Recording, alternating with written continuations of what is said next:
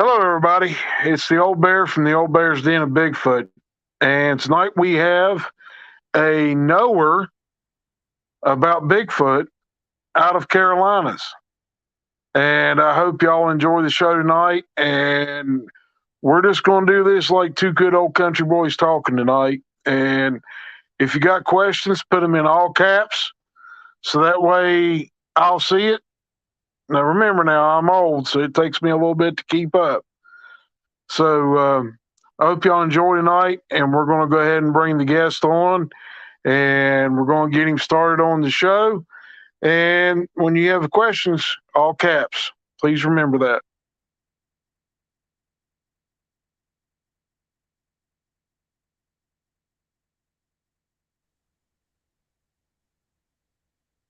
How you doing, buddy?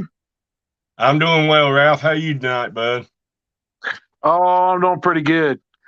I'm glad you came on tonight. We tried to get you on here a couple weeks ago, but I got stuck out of town and didn't get home till real late, and I apologize for that. And it happens. So there's a whole lot I can do. Not a problem. Not a problem. You've actually tried to get me on to do a live for a long time. We've known each other a year this past September. Yeah. And you've tried to get me on. I'm like, no. Well, my cousin I worked for, he finally got me on YouTube to do a sit down and interview. And I kind of like, well, I can't turn Ralph down now because I did turn him down. So, here we are. But good evening from Central North Carolina. It's felt a little bit like winter out here the past couple of days, but it's going to be like spring and summer again next week. Yeah. Yeah, I kind of like the cool weather. It kind of helps out us heavy guys. You know what I'm saying?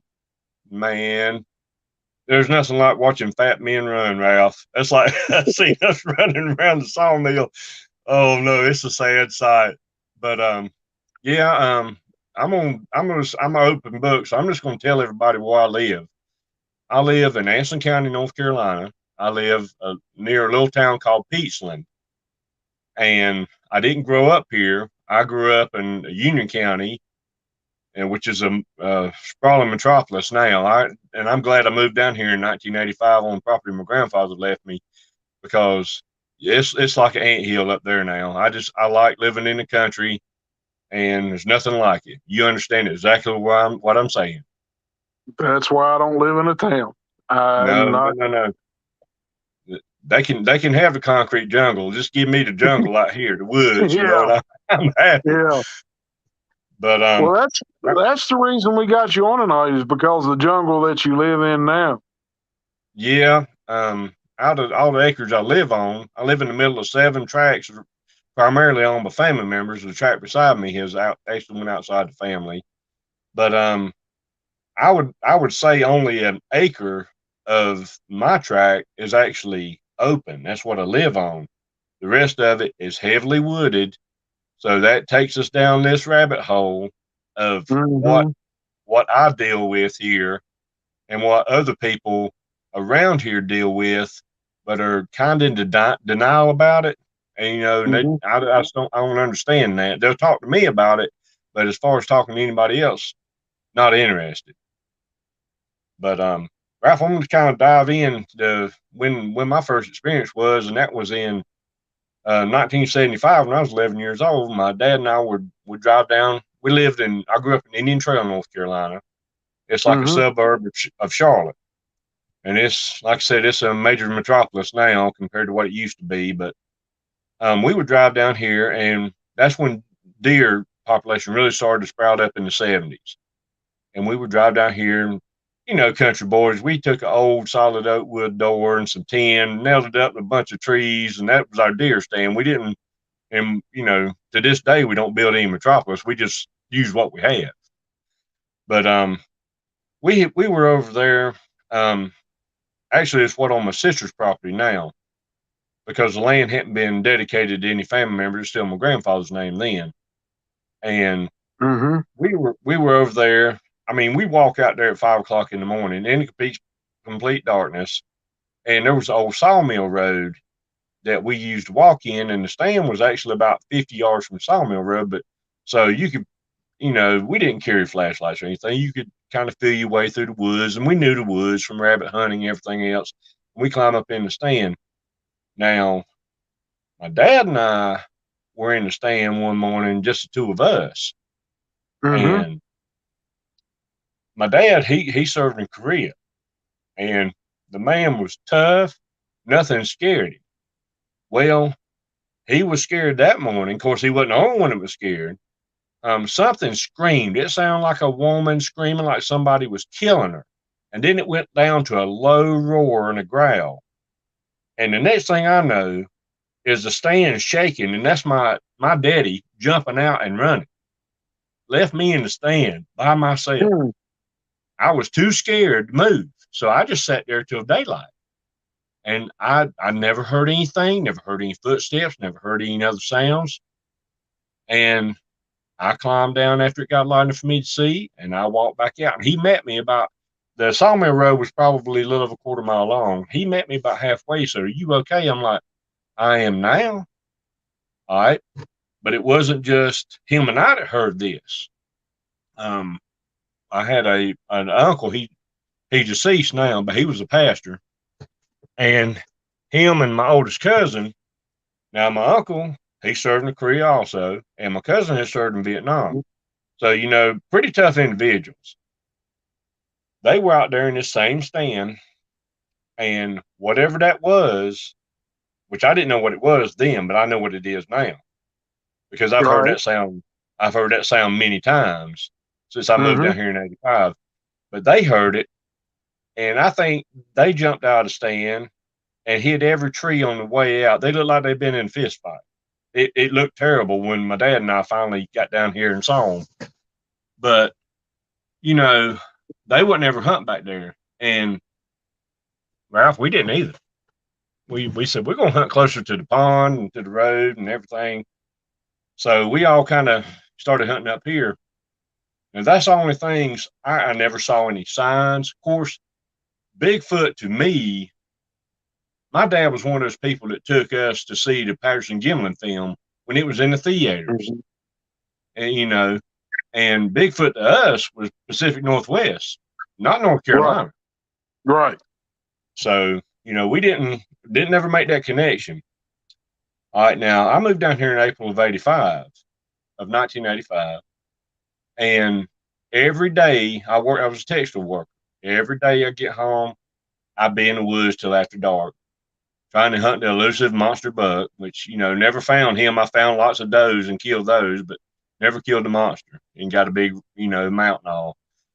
But I will be coming back out after dark, 30 minutes after dark, no flashlight or anything, and I will be walking Sawmill Road because I knew I wasn't going to run into anything, basically. Right. And something will be paralleling me. I would stop walking, and it would take 2 steps and stop. And it was never more than 30 yards from me in the thickest part of the woods, because to the left was open field. It was commercial farmland. To the right was thicket. All right. If I started back walking, it'd start back walking. If I stopped, it'd stop. And it would do that all the way to my yard. And then, never saw anything, never heard anything. This happened every time. If I went Monday through Friday evening, if I went Saturday morning, Saturday evening, this happened every time. So, I see one of my coworkers is being funny. Want to know why I didn't wear my Firewater Farm sawmill shirt? Because it's dirty, man. It's in the dirty clothes. I hadn't had time to wash my clothes. I wash my clothes. I hadn't had time to wash clothes. Oh, bless your heart. I'll wear it next time. Where's my green one at? I'm supposed to have an olive one you're supposed to give me. Where's it at? But anyway, back on track. I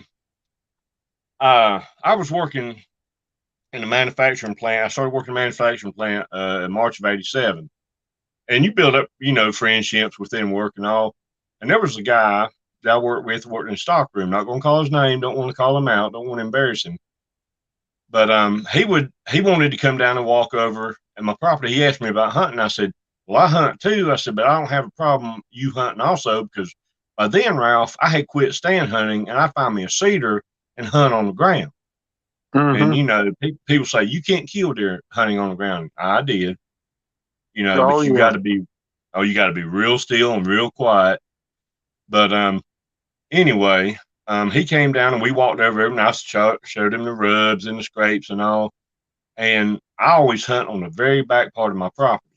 And he wasn't too interested now. He wanted to hunt right behind the pond, right behind the dam, which you can sit on my front porch and see the pond from the house. I mean, it's right there behind my shop.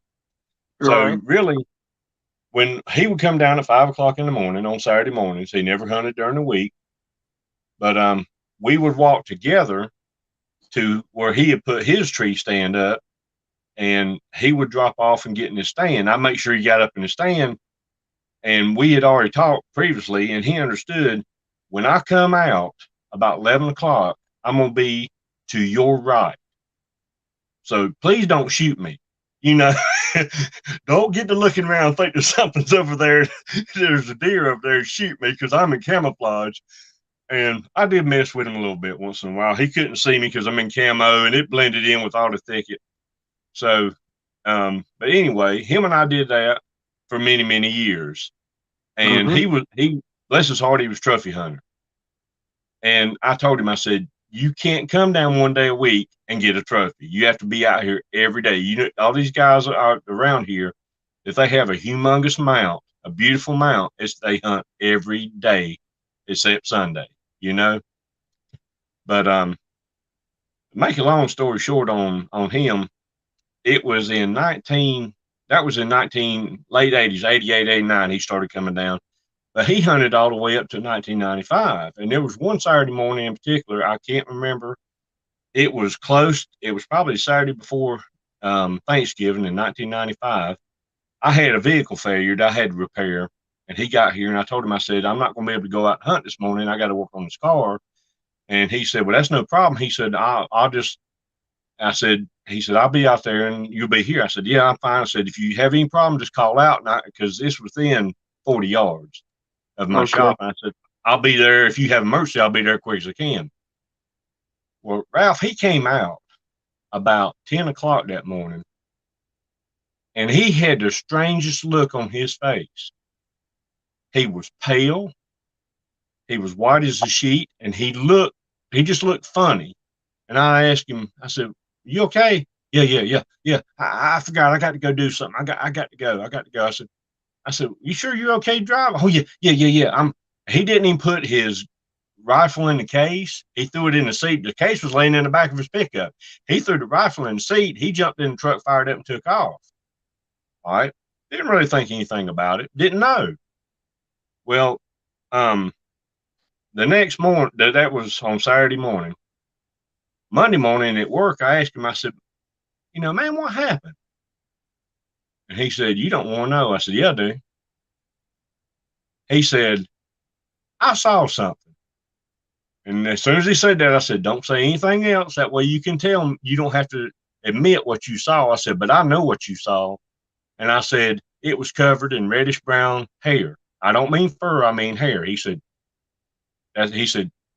yes, that's exactly what I saw. He said, and it just stood there and looked at me. And I said, you gonna come back and hunt again? He like, I can't say what he said. He said, no. His stand is still there this day. I need to go out there with 12 gauge and shoot the ratchet straps down because it's about to fall apart. I need to shoot it down to the ground. But that's the same area that I found the perfect footprint last March that I sent to you. And you told me that's a juvenile Bigfoot textbook footprint. And that is not 15 yards from where that stand he used to hunt in is. And I guess whatever the reason I didn't go, they didn't have me to watch it, the back part of the property. So they came up to see what he was doing. So he didn't ever come back and hunt.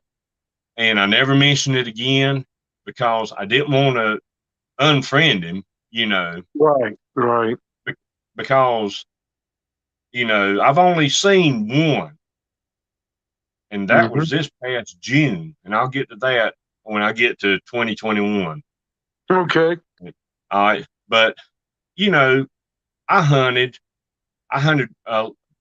pretty much pretty steady until about 1998, and work was just crazy.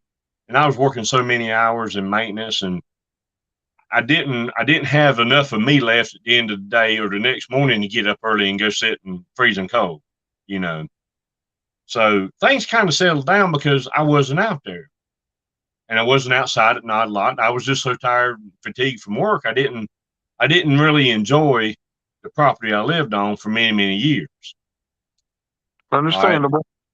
You know, and then when the economy collapsed in 2008, I was laid off from a good job, and I was part of the collapse, and I had some time, and of course, by then, I'm I my wife and I are married, and we have a 4-year-old daughter. I'm one of these people that waited till they're 40 years old, had their one and only child. Please, people, don't do that. Because when my daughter says "old man," she means it. That's why I tell my wife. I said, when you say you're old man, you mean it. But there's only 6 years difference in our age, so I think we've done well so far, and hopefully we'll continue to. But I started getting out more, and as a avid camper, my wife and we started taking our daughter to Mara Mountain, which is over at State Park over there in Albemarle, North Carolina. And that is just next door to Uwharrie National Forest and Baden Lake and all that. So I started, and I've told you this. I think I told you this. If you go to a state park and you suspect that there's some sort of Bigfoot activity, and I've told you this, and we laughed about it, Ralph. If a park ranger comes up and strikes up a conversation with you and you're really not in the mood to talk to them, just ask them, say, how many Bigfoot have you seen here? They will find any and every excuse. Oh, I got to go do this, or I got to. They will turn around and walk off and get back in their vehicle and leave. They do not want to talk about that subject. So, but I'm gonna jump forward. There's just little things. You always, the whole time I've ever hunted down here from 1975 and up, you felt like you were being watched. Never saw anything, never smelled anything, never heard anything. All right, I'm going to jump to 2012. On the very back part of my property, the property owners own the mountainous, what I call the mountainous region toward Lange Creek. They had clear cut the property. Beautiful view, Ralph. It looked like you're in the Blue Ridge Mountains, the way the hills ran. So, lo and behold, I'm like, I'm going to put up a campsite back here and we're going to camp. All right. Right. It wasn't 2 weeks after that there is a 30-foot cedar within sight of that campsite that snapped off to the ground, 14 foot off the ground. It's still hanging there now. It's dead, but it's still hanging there. And right beside of it, there's 2 12-inch white oaks that were pushed over toward the campsite.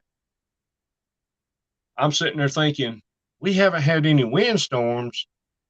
So I looked around on the ground, no tracks, nothing.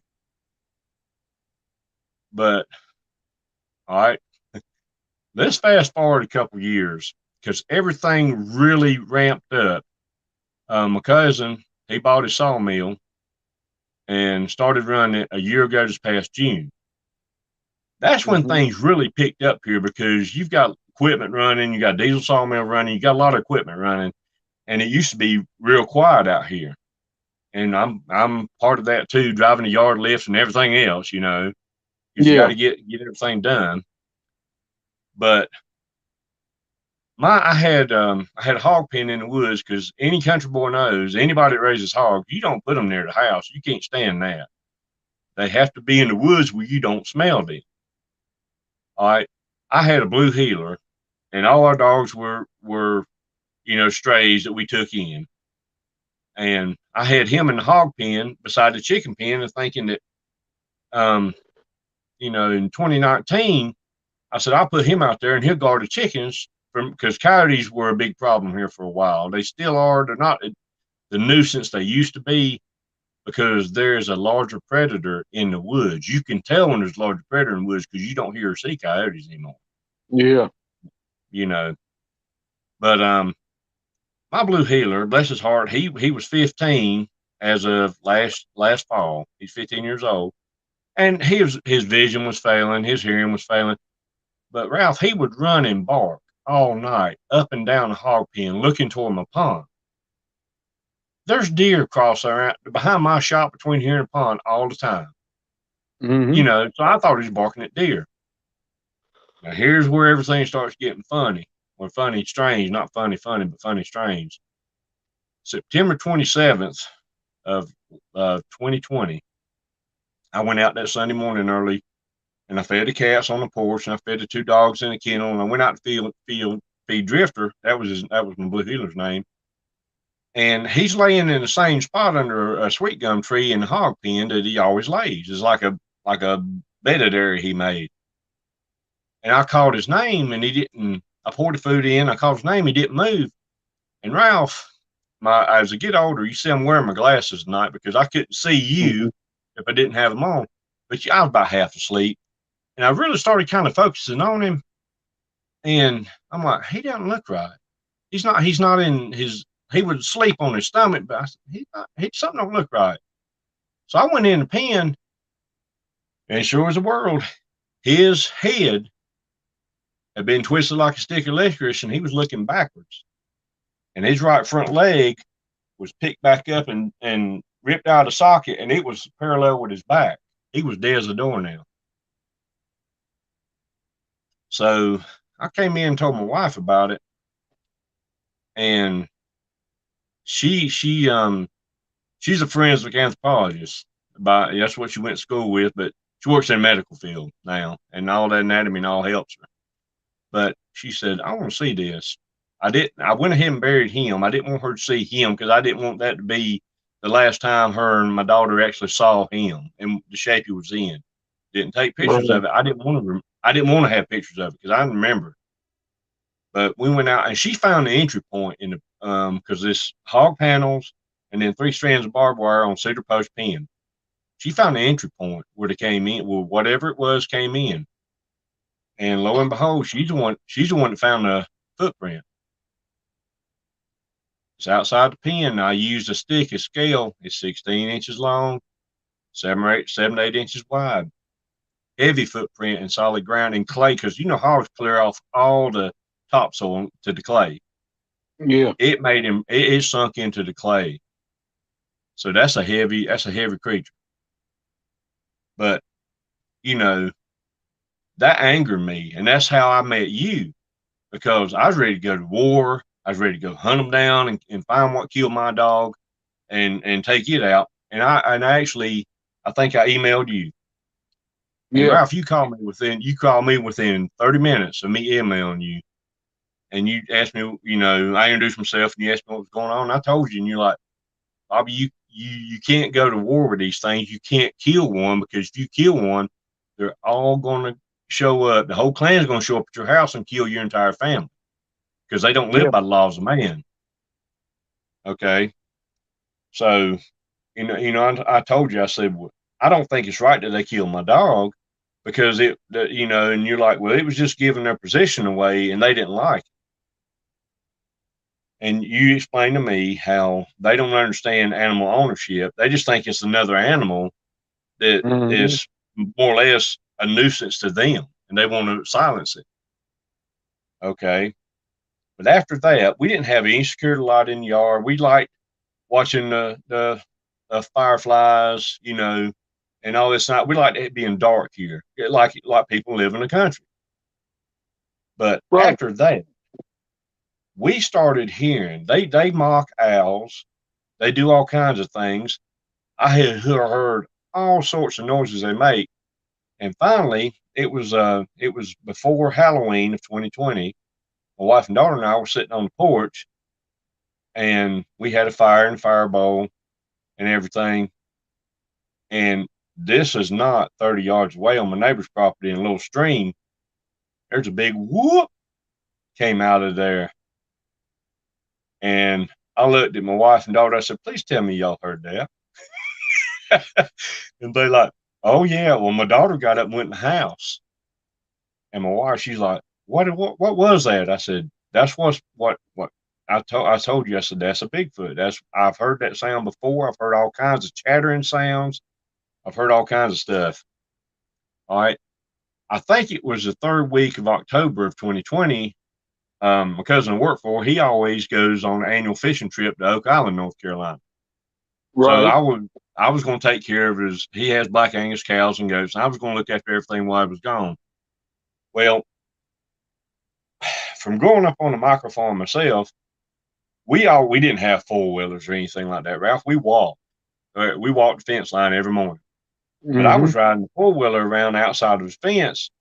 Well, evidently, I ruffled some feathers with those individuals out in the woods, and I had to put with four-wheeler. I had to go to reserve. I said, "Well, I'll just go up here to my cousin's shop and put gas in it because he has gas in bulk."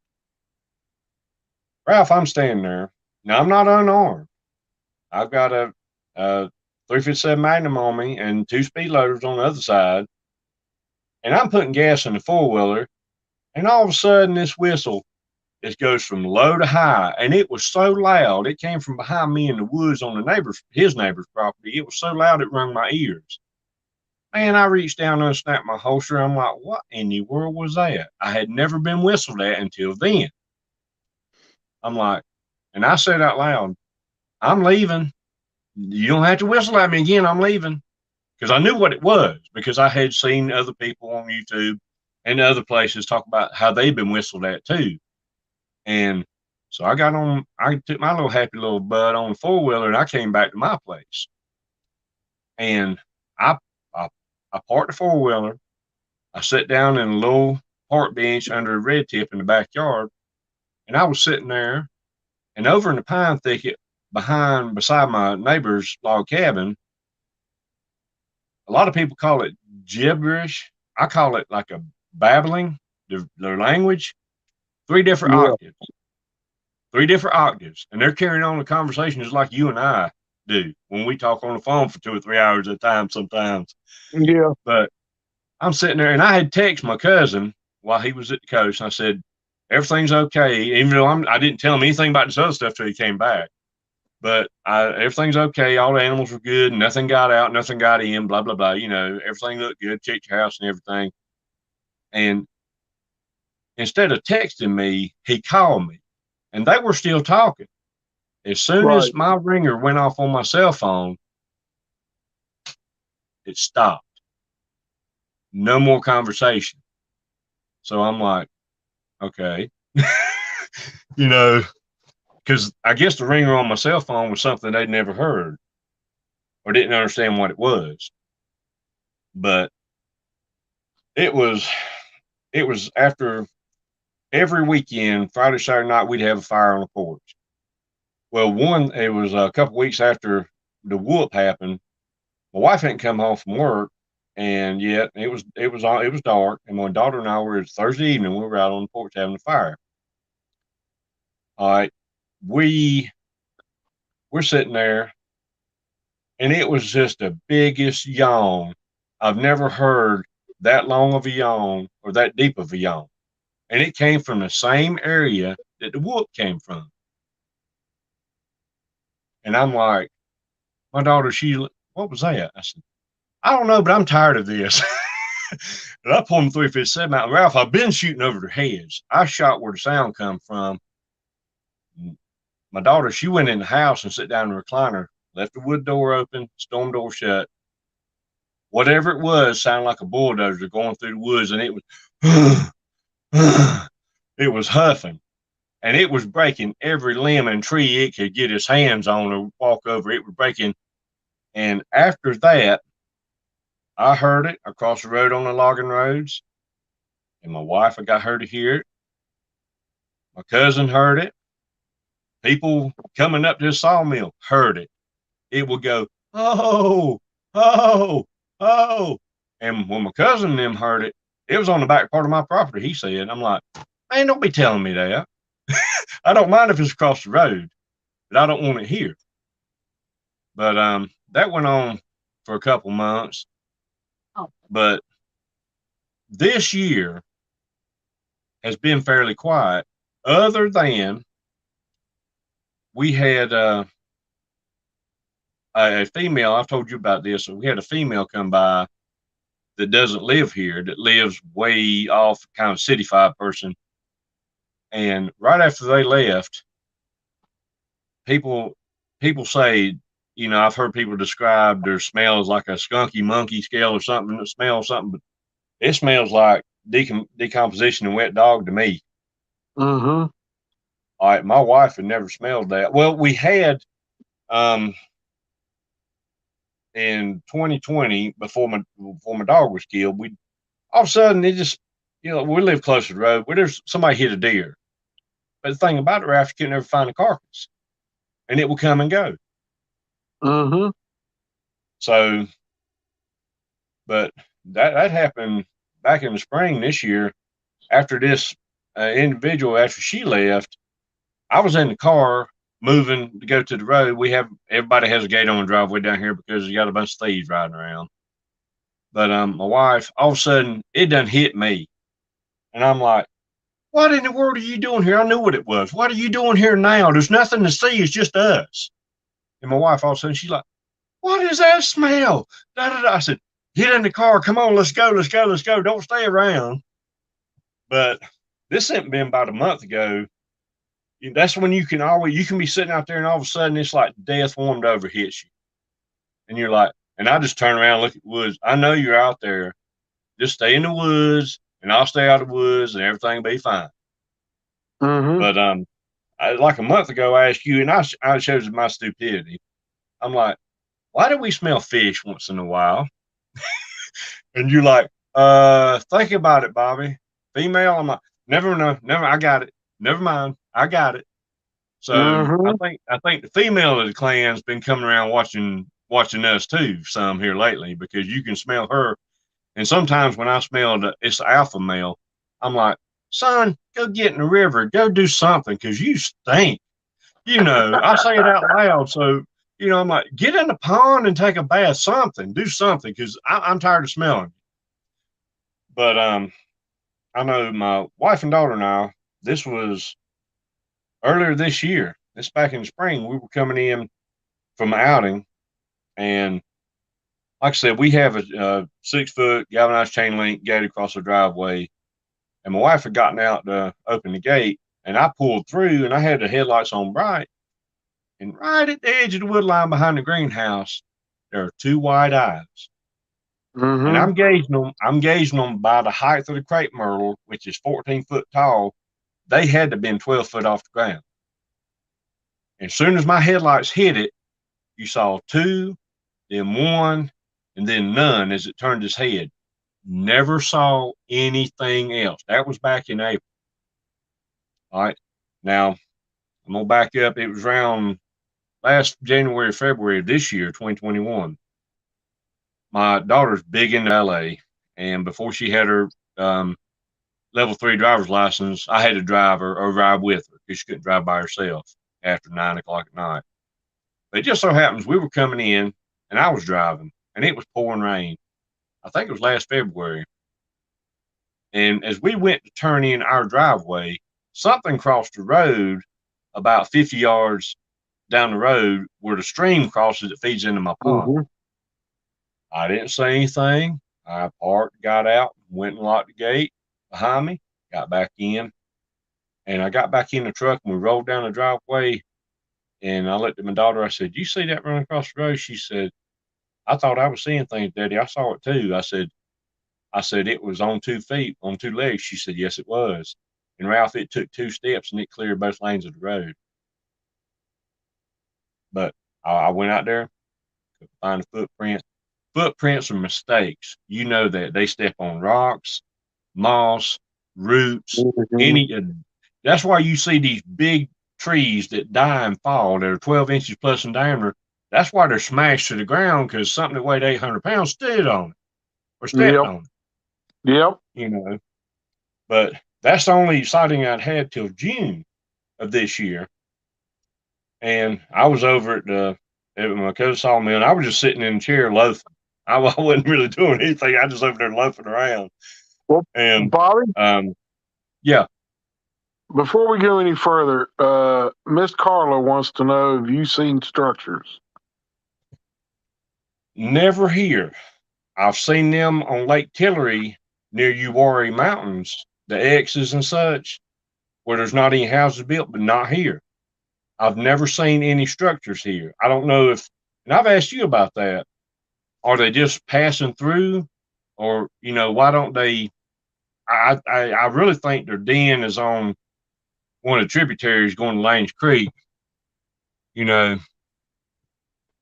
they came up to the house and beat on the house? Okay.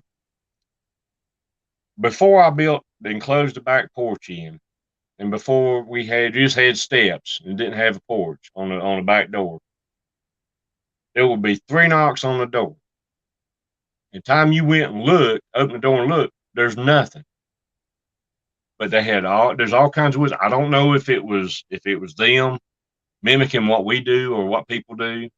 But that happened quite frequently with me and my wife, just my wife, and people are like, well, don't that unnerve you? I'm like, well, as long as they're not coming through the door, I'm happy, But since all this last fall, people look at me now and they're like, why do you have I have one security light in the yard shining down across the yard, but I have 1, 2, 3, 4, 5, 6, 7 lights shining out into the woods. And people are like, why do you have the woods all lit up around your house? I said, well, I'm trying to keep whatever's in the woods out in the woods, and I'll stay in the yard, Right. And so far, Ralph, it has worked, But a game cam, you'll have hundreds of photos of nothing.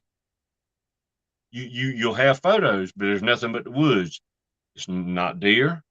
It's nothing else. If it was deer, oh gosh, I'm not keeping to myself tonight, am I? No. See, Ralph and I talk every time I have a new experience. I ask for Ralph's insight on it. But what's funny, if you think you've ever had a Bigfoot experience, and the best thing you can do to strike up a conversation with somebody is wear some type of Bigfoot t-shirt. I know I've got one that says, oh gosh, what is it? It is all fun and games until the sun goes down. Right. And I was in a local O'Reilly's Auto Parts, and this young man, he asked me, he said, you really believe in all that crap? I'm like, if you seen and heard what I have, you would too. And come to find out, him and his family, they live near the North Carolina, South Carolina state line. And they've had major experiences, more than I have. I'm not going to get into their story because that's their story to tell. Right. But, it's like I think I told you, his daddy got a hound dog that he said, oh, it'll track it down to its honey hole. We can kill it. I'm like, I don't want to. I don't want to know where it lives. I don't want any part of that. I said, here I am. I'm 57 years old. I got arthritis. I can't move like I used to could. I can't outrun one anyway. No, I've never been gifted. I've never been gifted with feathers or anything. I don't gift them, and they don't gift me, because you see a lot of people, oh, well, I leave them this, I leave them that. Well, what's going to happen when you're sick with the flu and you can't go out there and leave them something to eat? They're going to show up at you on your front door, won't know where the food is. That's just what I think. I just don't. I want them to stay in their area, and I stay in mine. Now, that's like my wife. She said, it's about that time of year we need to walk around the property lines. I said, I know. I said, but there's going to be quite a few more leaves falling off trees before I get out there, because I want to be able to see 360 degrees all the way around me. I said, but the thing about this, these things are so stealthy to be so large. They can move around. You never hear it. You never hear anything. You never see anything. Now, let me back up. let me back up what I was going to tell everybody about June this year. I was loafing at Sawmill. Dave's running Sawmill, and I'm sitting there beside of it, and it was hot. And and I've told you the story, Ralph. You know how when a horse sweats, the sweat glistens off their hide in the sun when they move? Right. Right across the field, and I think it had winter wheat on it, and I don't know if they put anything else on it after. They might put soybeans on it, and it didn't make. But right across the field, there's a lone cedar by itself with a bunch of brush around it. I saw something move. And you know, the human brain is not ready to see something. See that people have never seen a Bigfoot, so it takes a little bit for your brain to realize what you're seeing. Okay. I'm sitting there, and after I saw that glisten, it was a sweat coming across its chest. And it was squatted down, and I made a shape out there, and I said, I knew what it was. It was trying to hide behind that cedar and that brush. It was watching us. And I'm like, wait a minute. I'm like, I see you. I see you squatted down over there. I started yelling and screaming at it and all this and that. And Ralph, it was 5 foot tall, squatted down. We'd done what I call a crab walk. It took the left leg and stepped over, and like that, it was gone. But that's the only 2 times I've ever seen anything that I couldn't explain. But I know what it was because it was reddish brown in color. Right. You know. No, I've never seen a dog man. No UFO orbs. No, not around here. Even in pictures around here of any of my family members or my daughter or anything, no orbs. But every time we camped at Morrow Mountain State Park, every picture my daughter's in, Ralph, has got orbs in it. That's weird. They're attracted to her because she's a child, not us as adults. Now, I'm not saying that we don't have, this is going to make me sound real crazy, that we don't have paranormal experiences here. We do. My house is right in what used to be the main road. But it's not just me. All my family members experience certain levels to an extent because we have no idea what this property was, you know, back before my family actually acquired it back in the 1800s. Right. So, but I know my brother-in-law, him and my sister live right beside me through the woods, and their place is pretty open. But their house is, I would say, minimum 30 yards from the wood line. And my brother-in-law is always out there. I tell him when I hear and see stuff, he's always out there tinkering with. He's a hot rodder. He's always tinkering with something out in the yard or something, this and that. And I've asked him, you know, it was 2 weeks ago. I asked him, I said, and I've told you, I asked you about this. I said, I can be out there splitting firewood by hand or just doing anything out in the yard by myself. And I hear, oh, and then from a whole different direction, I hear, oh, and it's a different pitch. And I'm like, what are they just doing? Calling each other, acknowledging that somebody's in the yard to watch. And you're like, that's exactly what they're doing. You are their television. So about 2 weeks ago, my brother-in-law, he finally admitted that he's heard that when he's been out there, and he's always running power tools, a mini grinder or welding or something. But he said, you know, he said, Bobby, I've heard that same from 2 different directions. I said, yep. I said, they're out there trying to figure out what you're doing. But he's like, man, I wish I could see something. I said, no, you don't. You don't want to hear and see what I've heard and seen, you know. But I do think that they're here, and I used to think, but now I know, you know. Other than my dog, no, but I will say this: 3 tracks over. Some new neighbors moved in a couple years ago, and they had a bunch of dogs, and you can hear them bark. They're surrounded by woods on 3 sides, and just the front of it's open to another patch of woods behind my aunt's house. You'd hear their dogs barking all the time. Well, guess what, Ralph? They don't have any dogs anymore. I hadn't asked anybody. I don't know, but I think that's kind of strange that they don't have any dogs barking anymore because they bark 24/7. But I'm gonna tell you something that amazes me about these things. When I was in construction, I could look at the sun during the day and tell what time of day it was. I could tell when it's almost lunchtime, almost time for break in the afternoon, or almost time to go home. But I've never been one of those people that could do it in the dark.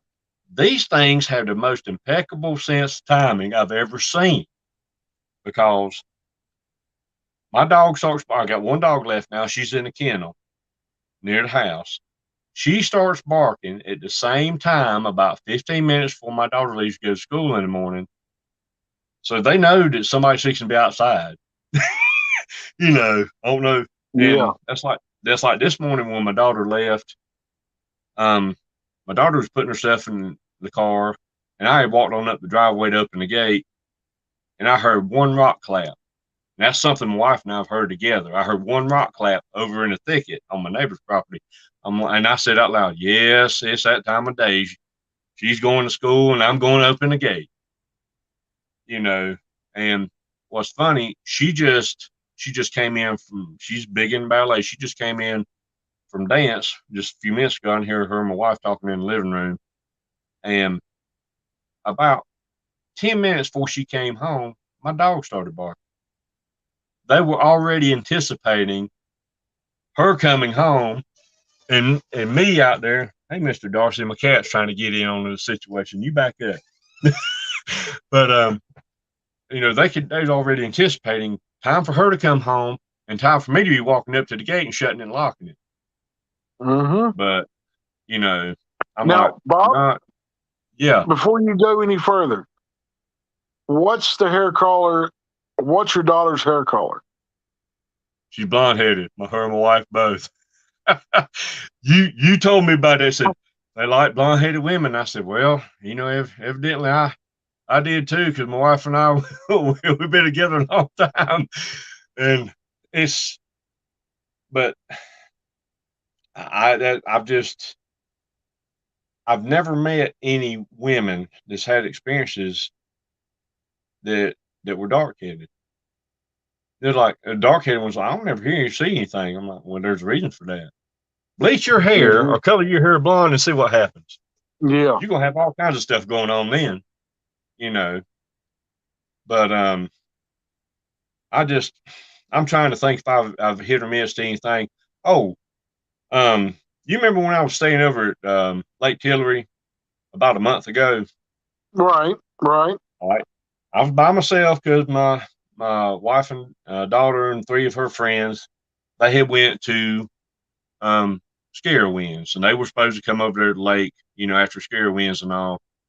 And this was at 10:20, 10:18. I think that's exactly according to my cell phone. I was sitting out there, and I had other people say, they've heard this or heard that or seen this or seen that. And I'm sitting out there by myself, got a nice warm fire. It's past prime time of the year. Everything's nice and quiet. Only people there are people that live there. And from across the cove, past the road that the houses are on, back in the woods, here comes this long,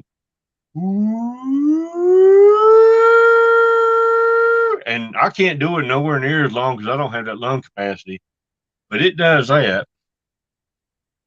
And I'm like, I'm going to take my happy butt up on the porch. I had my 357 on me. I said, but I'm going to take my happy butt up on the porch. Right. And I text you. Remember I text you. I said, yeah, Ralph, what makes this sound? You're like, that is a male Bigfoot doing a mating call. And we're right there at Montgomery County. Is just next door where Uwharrie National Forest is. But the house I was staying in, and I'm not going to say whose house it was, but the owner and his wife were sitting there on the screened-in porch that I retreated to one evening, I think it was last fall, and they had raked leaves and all, and they were just sitting there, and something ran across on at the seawall at the lake, ran across the yard, never made a sound, and neither one of them said anything for a little bit to each other, and finally one of them, did you see that run across there? I said, yeah, I thought I was seeing things. I saw it too. Said, but it had to be a juvenile because it wasn't very tall. All right. But I think this same individual took pictures of the footprints on the new dock under construction in the frost. I sent that picture to you. That footprint, the big toe is stuck out and kicked out, just like what I found out here on my property. The same picture I sent you. He found that early one morning before the sun melted the frost off.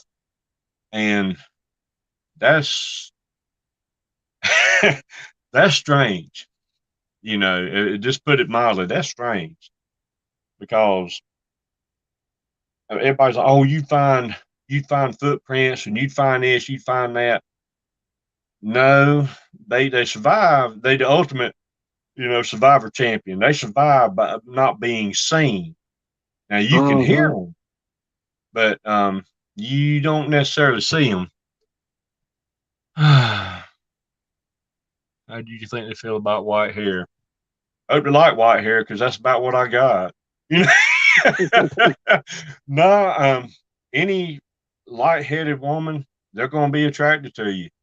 There's something about. I guess it's like humans. Most men like blondes. Sitting there at home and looking in the windows. No, ain't never seen anything looking in the windows, and I'm thankful for that because my place is kind of elevated. Of course, if they're 12 foot tall, like the one I saw, looking in the windows, people being a peeping Bigfoot's not going to be a problem.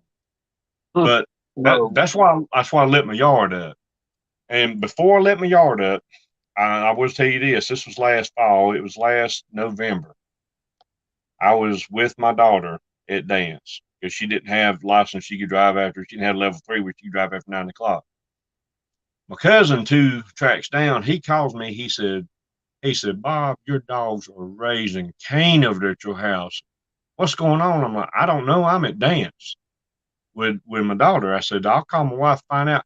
I called her, and you could hear it in her voice. She said the dogs are looking back in the woods over there where they always look, and they're raising Cain. They're trying to climb the kennel. They're trying to get to whatever that is. And at this point in time, she's usually taking a power nap before we get back home. I told her, I said, turn all the lights on the outside on, turn all the lights in the house on, make it as bright as you can, and see if things don't settle down. She called me back about 10 minutes later. She said, everything settled down. I said, they don't like light. I said, they was trying to come up on you and look at you while I'm not around. Right. And, I said, that's plain and simple as that. And I learned that from yours truly, but that's like, Ralph, I've never had rocks thrown at me. I've never had anything thrown at me in the woods, in the yard, or anything. And I asked you about that, and they said, you told me, well, Bobby, you're out there, you're splitting wood by hand, you're digging post holes with post hole diggers, not with an auger. You're doing things old school, which I catch a lot of grief from my cousin Daniel over there, bless his heart. He said, man, don't do stuff like that. I said, well, it keeps me going.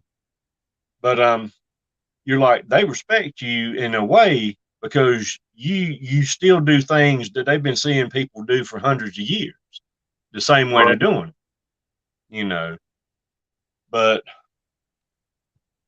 now let's talk. I need to mail these rocks to you. Remember I told you about them on top of the containers? Mm-hmm. My cousin them for the sawmill, they wanted to build kilns. So they bought the Sealand insulated containers. All right. Now, when you're mounting the fan row inside, you have to drill through the roof, and you put metal plates for support on outside to hold the fan row up with fans that circulate the air to go to the dehumidifier unit. My cousin, he said, man, I kicked hundreds of rocks off the top of this thing, before I could actually do anything. And the thing about it, Ralph, is my wife and I were sitting here. These containers, they're bright white. They stick out like a sore thumb in the middle of the pasture. Or they in kind of a wooded area behind the old house that still standing that his grandmother and my mother were born in. But my wife and I be sitting on the porch and we hear, bam, bam. She's like, what is that? I said, something's out there throwing rocks. And I thought they were throwing them at the old George house with the tin roof, but they were throwing it in the containers. Ralph, as far away as the pasture fence is, which they could jump that like a track star, you can't even lob one of these rocks with a slingshot, with a wrist rocket that far. And I asked you, I said, why are they doing that? You're like, it's just a game. They see who can throw the rock the furthest and who can hit it the most times and all this and that, you know. Yep. But I have it's yet like to make kids, they got to have something to do, man. Yep. If they don't have us to watch, they got to have something to do, you know. But Ralph, I picked up several rocks, and you and I talked about this, and I don't have any with me right now.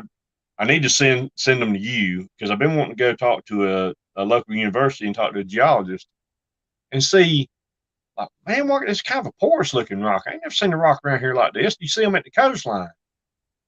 But talk to somebody else that deals with this locally, and he said he sent me a couple videos that they have, and his son and his son's wife were out coon hunting.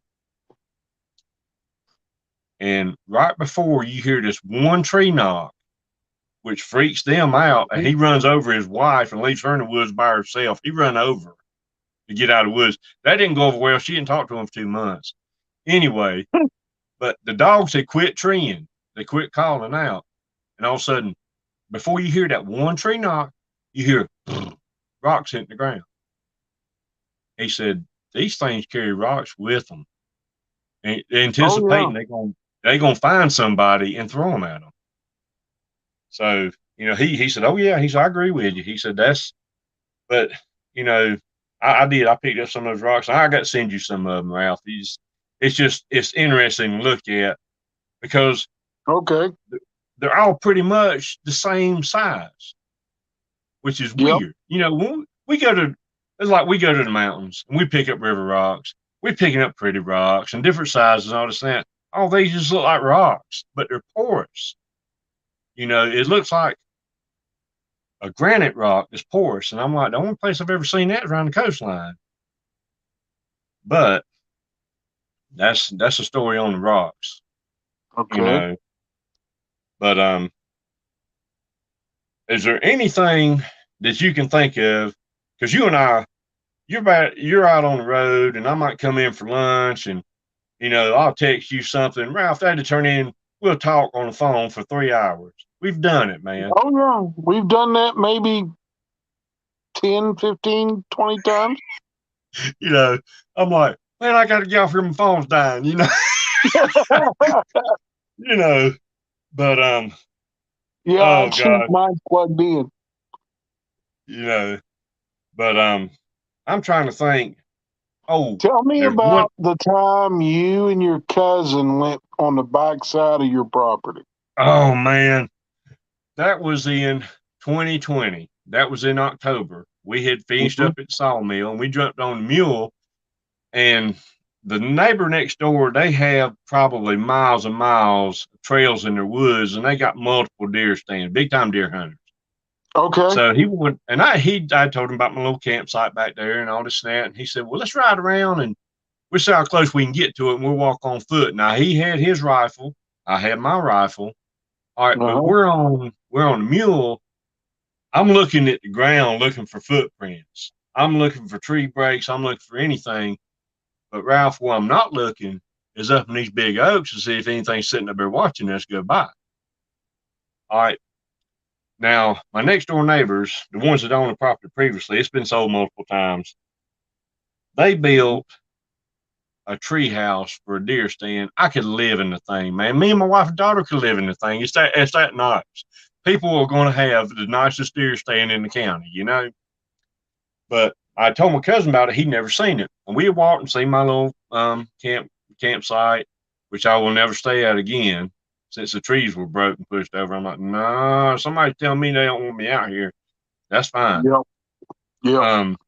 So we walked by it. We walked on down my property, and I said, there's a metropolis they built, and we were looking at it. And we came back out, and I was pointing out the cedar just broke down and all this and that. And my cousin is not scared of any man, but this ain't no man out there in the woods. And he's like, man, let's go. It's time to go. Come on, it's time to go.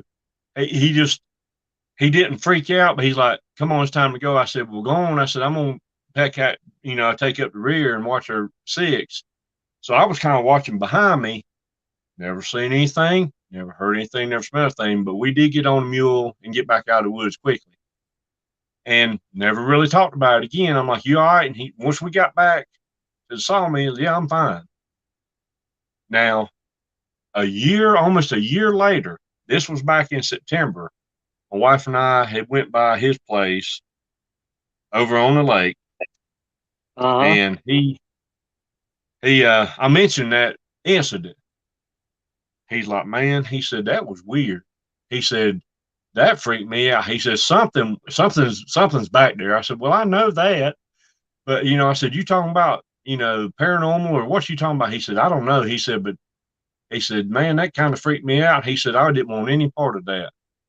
I said, well, and just think how many years I used to go way back there by myself and not have anything on me but a handgun.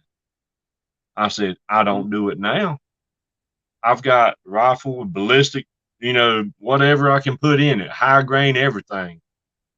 Because and you've told me yourself, said, don't shoot the wound. You try, if they charge you, you take them out.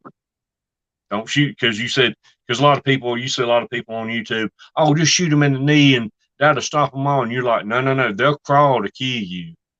And they got long arms and they can crawl as faster than you can run, especially faster than I can run with all my arthritis, because I am not a track star. Well, don't feel bad. I'm not a thin 20-year-old kid anymore, so man, I can't run.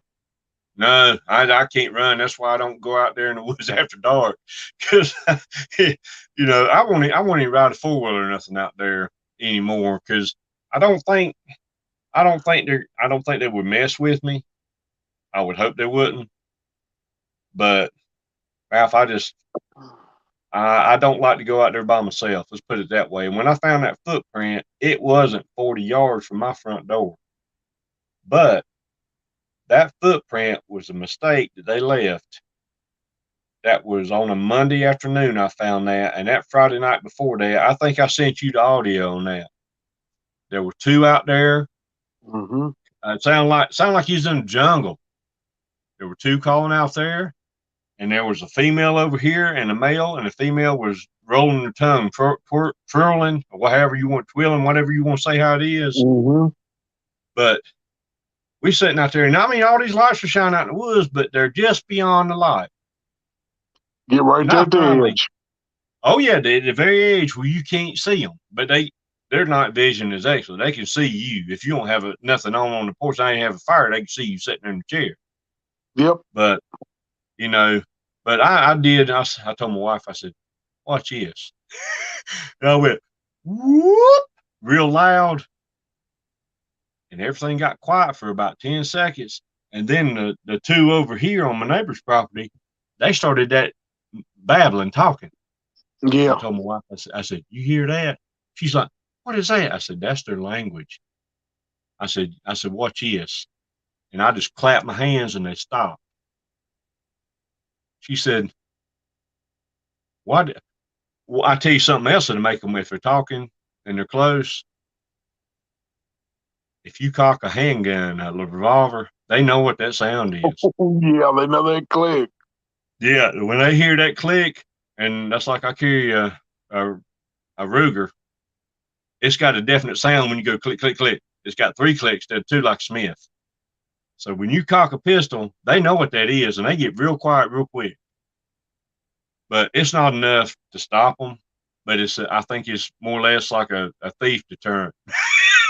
Mm-hmm.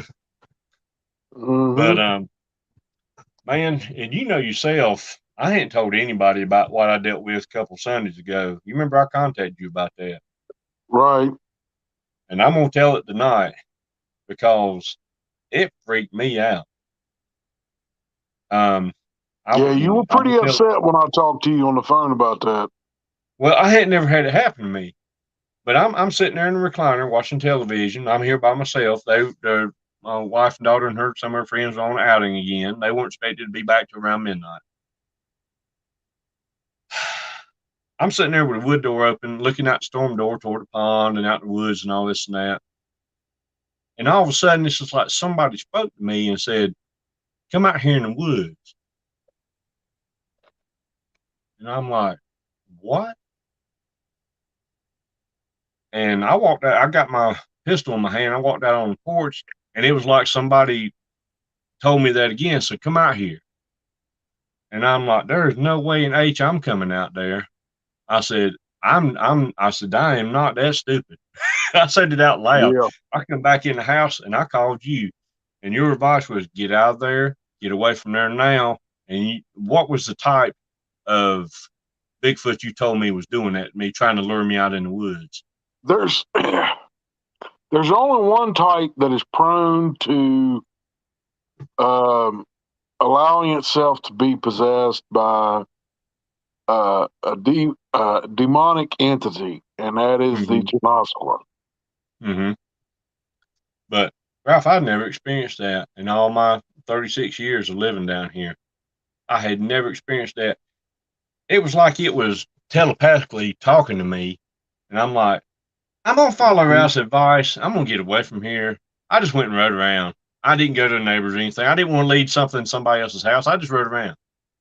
Right. And I guess I gave it time to decide I wasn't coming back. And when I come back, I had gotten slack about being armed. Oh golly. Yeah, let me tell you, that's my cousin and them. Mm-hmm. Now I wasn't there that day that happened. My cousin and his son were there, and a doe came wide open as hard as she could run. She came out and run right by them in the barn, run through his yard, and he's got hay bales, rows of hay bales, big round hay bales, all kinds of implements, tractors. He's got the boneyard, all kinds of obstacles and said that deer could not figure out where to go, and finally run through everything and run wide open. And run through right past him, and they're like, "Why did that happen?" All right. My cousin's son Dave and I was right there with him. He's running sawmill, and I was right there with him. And there is a monster buck. I've told you this story. There is a monster buck. I told my cousin, I said, I have seen him, and he just sits there and looks at you, and he's not scared of you. He's the king of the forest. He's not scared of anything. Right. This one day, I was out there with Dave at the sawmill, and that monster buck come barreling out of the far side of the field, out of the thicket, and run around in circles in the field, like it was confused. It ran about 20 yards down the field and went right back in the woods. Well, it wasn't 15 seconds. He ran back out of the woods and ran across the field, jumped the stream, and disappeared in the far woods. And I'll never forget this. Dave said, "What in the world do that for?" I said, "Because there's a bigger predator out there than him. He's scared." And these guys I know at State Line have had this. They find coyotes, they find deer with their heads twisted, neck twisted like licorice. They find deer with the hams ripped off of them, nothing else. The deer's neck's broke, but the hams ripped off of it. It takes a strong creature to do that. They find deer with all the legs broke because they disable it so they can catch it and kill it, But we saw that. Me and Dave and I saw that day. I said, that means there's a predator out there in the woods, and this is not far from where I saw the one squatted down. So, right. That's part of their domain. But it's like my cousin Daniel tells me all the time. He said, "Bob, there ain't nothing from the back part of our property to just about Highway 74, Lanes Creek and all. They've got all this acreage to range on, and they do."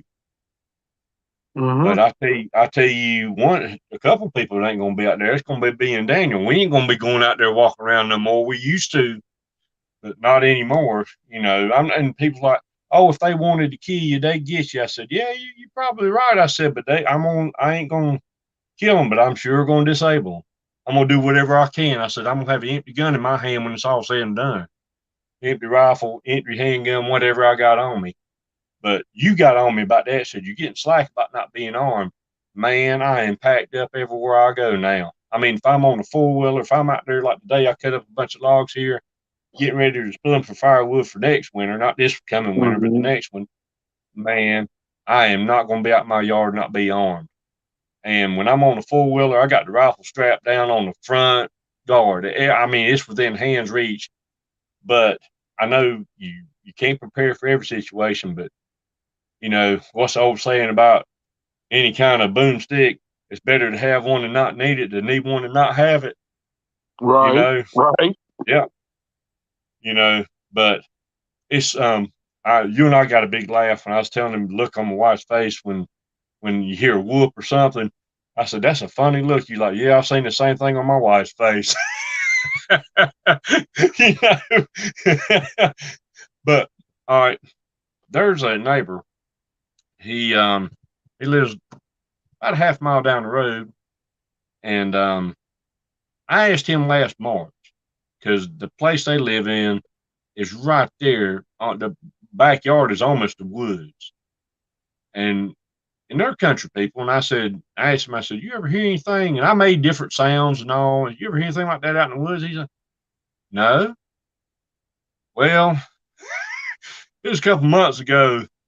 I hadn't talked to him about it, but he told my cousin, he said, you know, your cousin made some sounds and all. He said, well, we heard a whoop out there in the woods when we was out back one night. He said, yeah, he said, they out there. You know, there's something out in the woods. And people, but like I said, the best thing, if you're a believer or you're a knower like I am now, I used to be a believer, now I'm a knower. But if you believe in it or know in it, if you want to strike up a conversation, wear some type of Bigfoot shirt. I know I've got another one that's got a big Bigfoot footprint and said it wasn't a bear, because I get this from people. Oh, you just saw a bear. I said, no, we have black bears here. I've seen the mama bear in the fall when you have early snow. I've seen the mama bear and the two cubs. I've seen their paw tracks in the snow. I've seen the paw tracks of a black bear over around my family cemetery that I'm caretaker of. I said, I've seen these bear tracks. I said, bears walk on all four legs. I said, what I'm seeing is guys walking around bipedal on two legs like we are. I said, you know, there's no mistaking the two.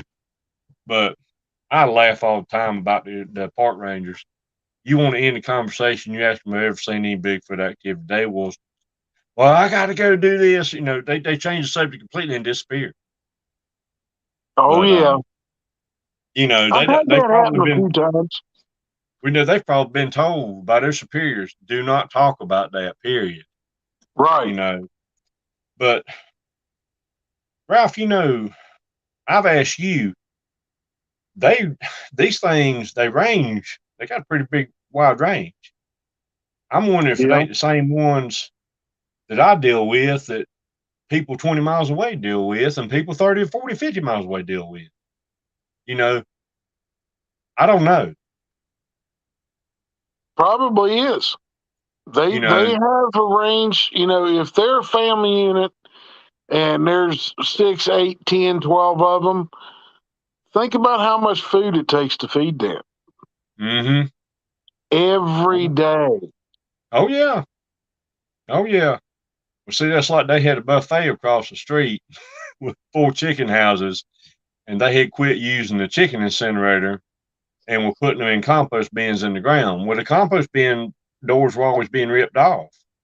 I mean, you think about it. If they wanted chicken meal, that's all they had to do is go up there and, you know, they lose 300 or 400 chickens a day. They got buffet going on over there. Oh, yeah. Oh, yeah. You know, but I'm going to say something to the individual that says something about dog men. Never seen one, never heard one. But Ralph, it's about 2 weeks ago, and this I'm not trying to put this with Halloween.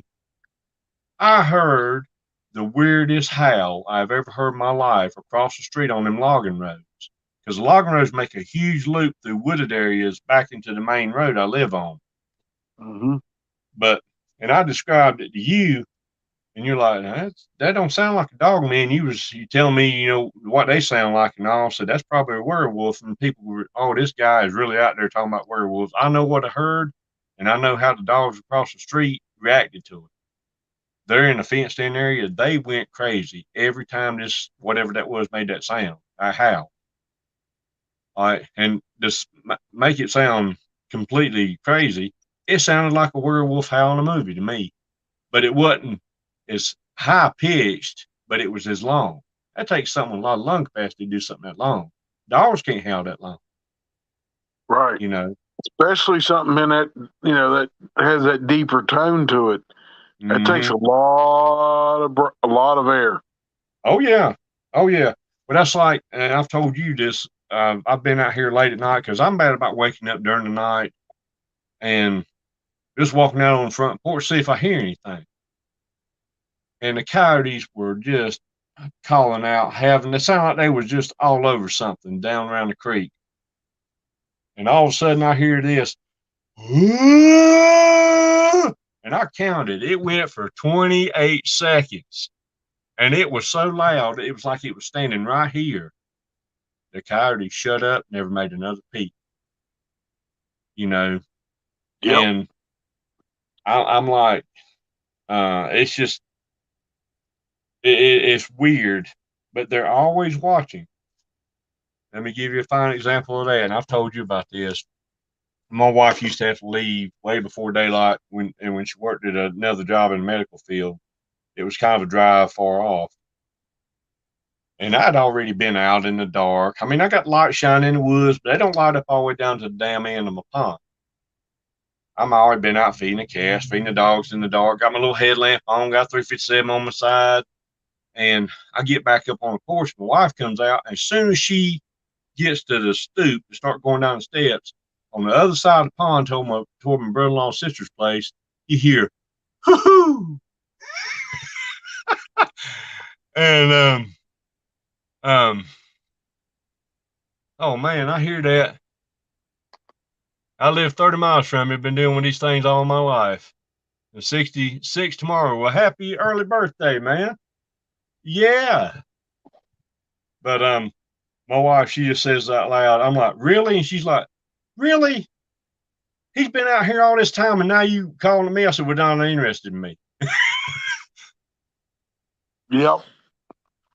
Oh yeah. We, hate to sound like rednecks, but we walk around packed up all the time. We do. It's because of where we live and everything. We're not far off a main highway, but we live in the boonies. We do.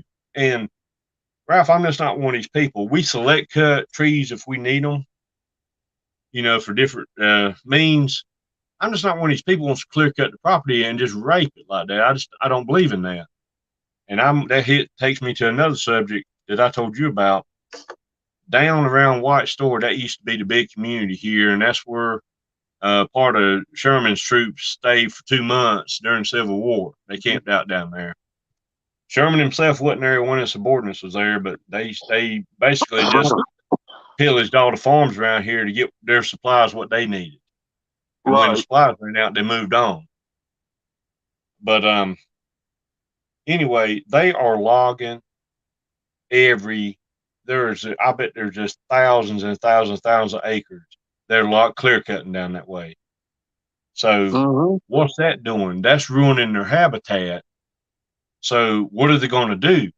There's not as much wooded area south of there. There's more north of there. So they're going to be up around here. But it has been quiet around here. I will give it that. Like, I will say this, you know, I told you about hearing the rock clap this morning. It was, I think it might have been Wednesday morning. When I opened the chain link gate over my driveway, it goes, it squeaks. So dogs across the road at chicken farm, they went crazy. And I said, I'm going to see what this does. So I went, woo! Ralph, they got quiet. They didn't make another peep. I'm like, y'all heard that sound before. I have. You know, I'm like, I've heard that sound many times out in the woods, Mm-hmm. you know. But that's like my neighbor, well, across as a crow flies, a mile away. His boys hunt the woods pretty heavy, and whenever they kill a deer, you can tell it because you hear whoops and you hear different knocks and rock clacks. Wherever they get that deer, they showing up to have a buffet. You can tell when they kill a deer because I won't know they killed one. And I talked to their daddy and like, who killed a deer? How'd you know that? I just know, you know. But that's like my wife. She asked me. She said something about last fall. She said, when we gonna start raising pigs again? I said, I ain't raising them for them to carry them off. I said if they can get in there and kill our dog, I said they gonna get in there and take whatever they want. I said I'm not into that, you know. But no, 357 to the heads ain't gonna stop one, is it, Ralph? No. Now, you might get lucky. Only way you're gonna stop one with a 357, even with a hard cast bullet, is you're a matter of inches, and the bullet goes through here. Yes, sir. You see me pointing at the bottom underneath the chin. You got to get that. You got to get their windpipe. You got to get what is it? I can't think of the name. Having brain lock. Cerebral cortex. Yeah, you got to get to that stem. You got to get through there. Now, myself, I like to carry hot loads on everything, but I don't buy cheap weaponry either, so it can handle it. But you got to be. That's a fine line you got to walk. Right. But it's nice to have a relative that has his own loading, reloading equipment. It's nice. Let's put it that way. Right. Because he can load you. Because ammunition is crazy. Store-bought ammunition is crazy on the shelf now. Either you find it or you don't, or you never do. And yep. I've heard people around here talking about, seasons coming in, they can't even find 20 gauge shotgun shells. I'm like, 20 gauge of everything? I said, well, the 12s are there. I said, well, you think about the ammunition companies, they're going to make whatever, sells the biggest, and that's 12 gauge. So, well, I like to hunt with 20 gauge so it don't do so much damage. I said, well, I get that. I said, I might have some antiques here that's 40, 50 years old. You're welcome to, but I don't know if they're worth a flip or not, Right. But, well, let me tell you about one other sighting I saw, and it was in the rain and the fog. My neighbors next door, they have split rail fencing around their driveway and all. And my dogs, this is before we lost our black lab last November. This is after my blue heeler was killed. And the black lab and the hound dog, they were both in the kennel. And I went out to do something I forgot what I went to my shop for. And they just started doing that crazy barking. Like they had their eyes right on something. Well, I stepped down to my shop and I looked in the direction over there. And the neighbors have 2 lamp posts, dome dust lights on their driveway post. Ralph, whatever that was that run across there looked like a track star. It leapt over that split rail like it wasn't nothing. It was gone. It was out of the light. But evidently it was standing out there watching me, and I'm like, that was just a glimpse. I told my wife, I said, I think I'm going crazy. I really do. I think I'm going crazy. And she's like, well, you kind of obsessed about all this. I said, well, every time I'm by myself, I hear something, and Ralph, my hearing is not what it used to be from working in textile mill with no hearing protection and, and maintenance with no hearing protection. But as my eyesight and hearing fails, my sense of smell has picked up tremendously. So,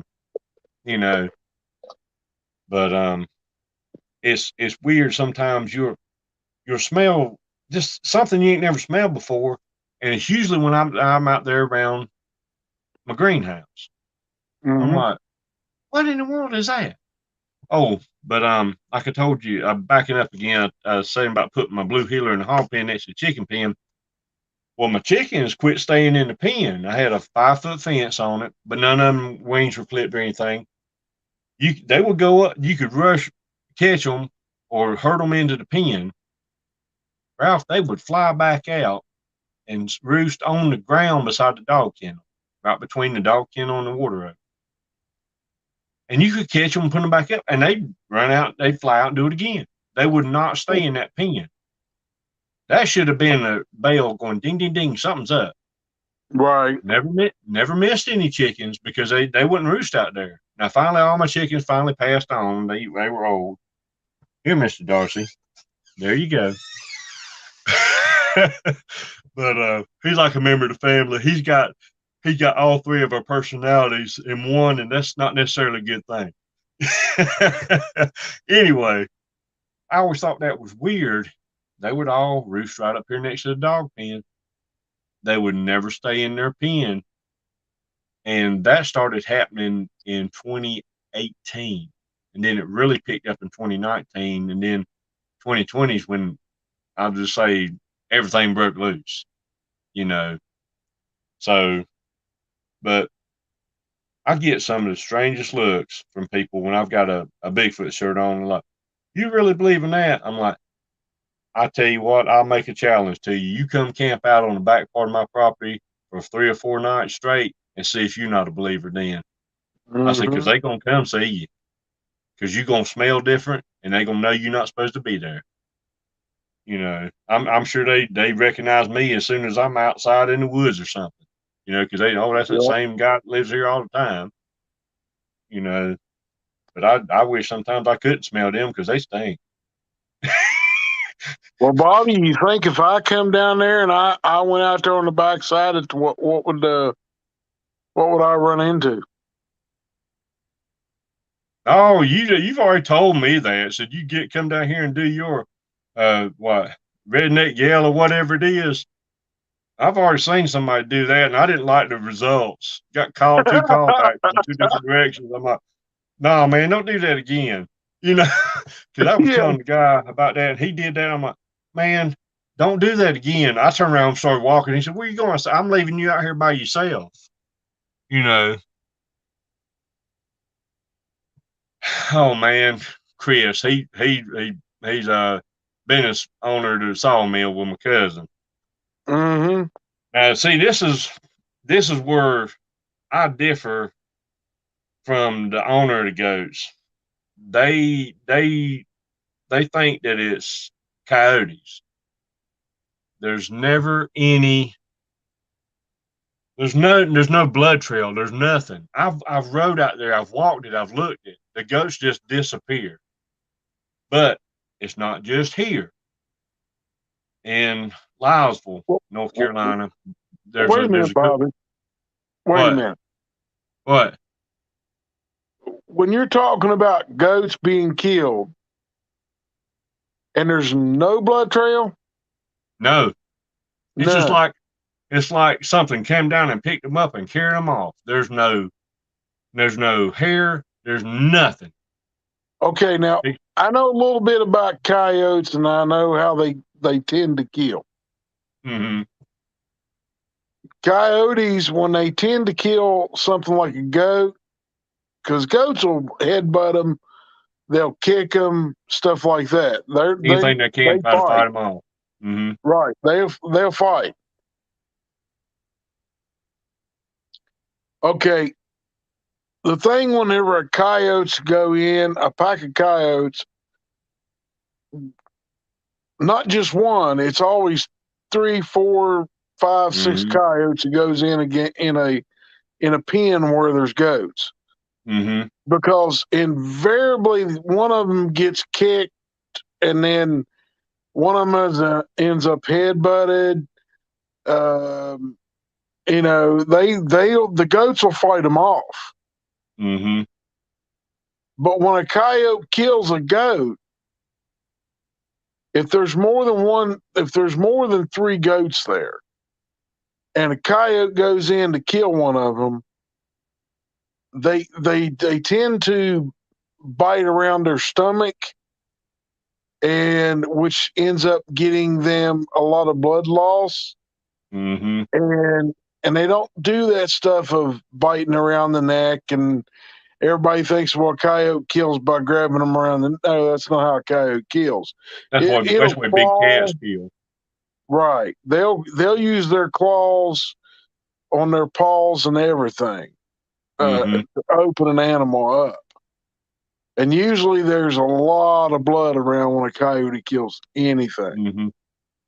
That's like what I've seen where they've killed foxes in the woods. It's a bloodbath around what's left after they're done. There's blood everywhere, you know? Right. Because our gray fox population is about non-existent now. And the red foxes, we were lucky this year. Under the old house that my mama was born in, a fox, she raised a litter under there, and they were so cute when they'd come out and look at you, you know, but they would run back up under the house and hide when mama wasn't around. Right. You know, so I'm glad to see that, because the coyotes were released in South Carolina to control deer population. Man, they have killed everything that walks except a larger predator. You know, but now the property owner has had a coyote hunter come in. He's caught them in, killed many of them. But the type of fencing he has on his pasture it's like the high dollar, I can't remember what it's called. He'll probably put it in the chat here in a minute. It's like the high dollar horse fencing. I don't see how anything a coyote can get in it. I don't. Now he has one hot wire over the top of everything. And believe me, it like knocked me off my feet last week or a couple weeks ago when I was looking after his place while he was going on his fishing trip. Because I bumped up against it by accident. It lit me up. Because it's a hard line, you know, plugged into this wall. But that fence would not be a problem for something to step over. But, and this is something too, I'm just going to tell what he's saying. He's got one of those ultra rechargeable spotlights. The alpha, I saw the eye shine. He's seen it out in the wooded part of his pasture. You know, He's seen it. And he's like, you know, we're talking about, I said, and that's when I asked you, I said, what in the world has a white eye shine when you spotlight it? You can't make out what it is, but what you like, that's an alpha male Sasquatch.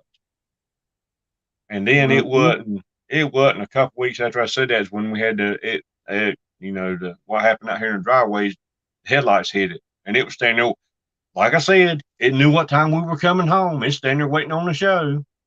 And it got to see my wife get out.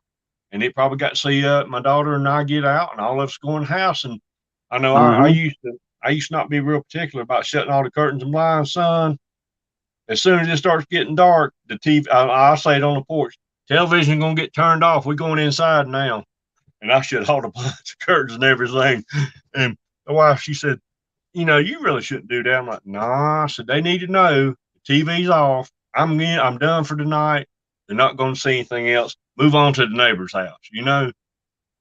So, but there's another farmer around Lysville, and he set out steel traps, all kinds. He set out live traps. He said, something's taking my goats. He called in the local radio show out of Monroe, North Carolina. And he said, I want somebody to come hunt whatever it is down. And he left his number, and I called him. I said, you don't want to hunt whatever that is. I was asking him questions. He said, how you know about all this? I said, you don't want to hunt whatever that is. I said, whatever that is picking the goats up and taking them with them. I said, you do not need to hunt that down. You need to, I said, best thing to do is sell your goats. He said, I've been raising goats for 20 years. I said, well, I wouldn't raise them another 20. I said, if you're missing goats, just let them go. You know, I said, because eventually your herd is going to be depleted anyway. So, but Ralph, I'm trying to think of all the things you and I have talked about, my experiences. I don't think I've missed anything. I've kind of rambled on and bounced back and forth, but I got it all documented on the phone, but I'm using my phone for my video chat. So, and I won't say how I've got it rigged up. Well, Bob, why don't you, I know you said something about wanting to give a plug for the sawmill. Yes, sir. Why don't you give a plug for the channel on YouTube that is also associated with the sawmill too. I sure will. The YouTube channel is Firewater Farm Sawmill. If you want to see a bunch of good old boys just doing what we got to do to supply people with lumber, because the lumber industry went out of sight last year during the pandemic, and it's just now starting to recuperate.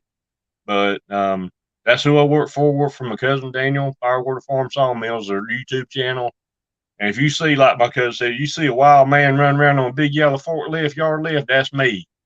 Because I work behind the scenes. I think you enjoyed that video with me and him sit there and talk for 20 minutes. Oh yeah.